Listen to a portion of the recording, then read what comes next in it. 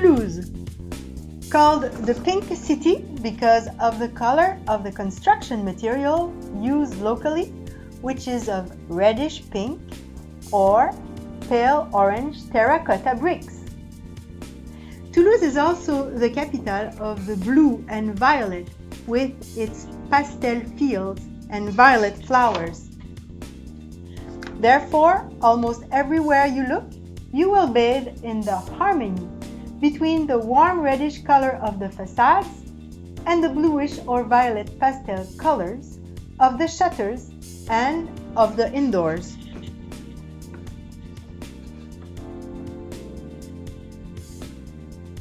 Toulouse, with its 2,000 years of history, is located dead center between the Atlantic and the Mediterranean, at the feet of the Pyrenees Mountains. Since ever, the only way for merchants to take their goods to the west coast from the Riviera was to go around Spain and through the Gibraltar Strait and up the coast, which was a long and dangerous way. So ever since antiquity, the idea emerged to shortcut this in some way, especially that half of the work was already done, in that the Garonne River could take you to Toulouse from Bordeaux. But then there was no way to reach the Mediterranean from Toulouse.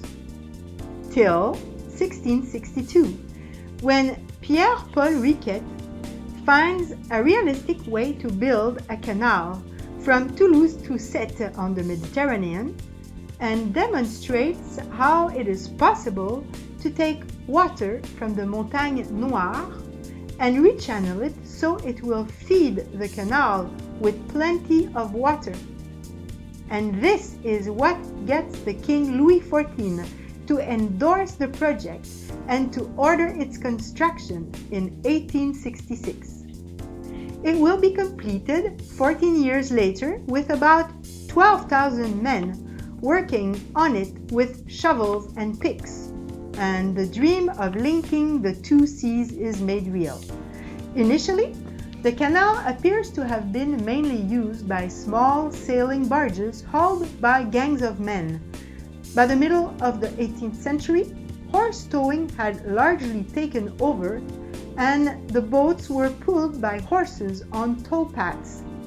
Today, the Canal du Midi is used primarily by tourists that sail it up and down, but it allows other sports such as rowing, canoeing, fishing, cycling, and hiking along the banks.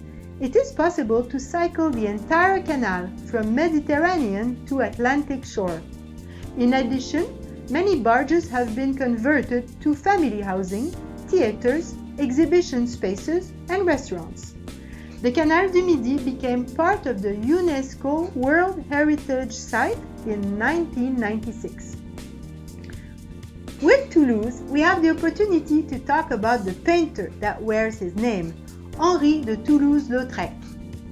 Born in Albi, near Toulouse, on November 24, 1864, Henri de Toulouse-Lautrec is issued from an aristocratic French family, and despite a short life of 36 years, he will become one of the more influential artists of his generation.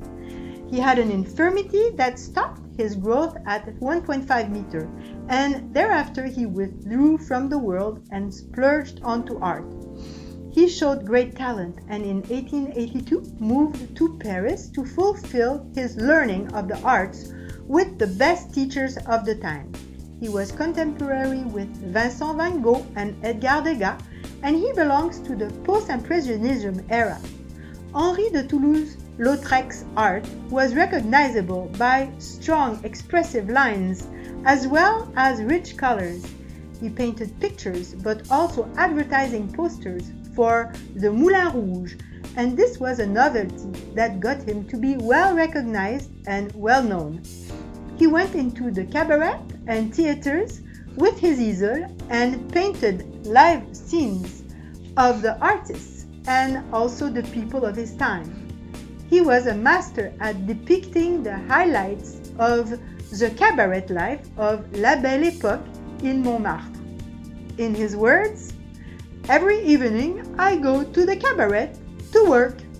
He portrayed and characterized his subjects, relaying the exact expression of the split second which he chose to immortalize.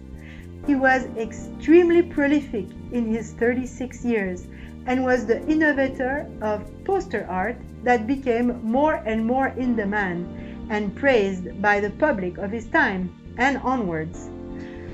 The biggest collection of his works is kept in the Museum of Albi near Toulouse, where he was born. Have fun coloring Toulouse with the photographs provided that show you the existing streets and the pinkish orange brick that is so characteristic. And don't miss our next destination, where we will be going north to the Netherlands in a fisherman village with windmills and little greenhouses that are very typical of that area. Bye for now!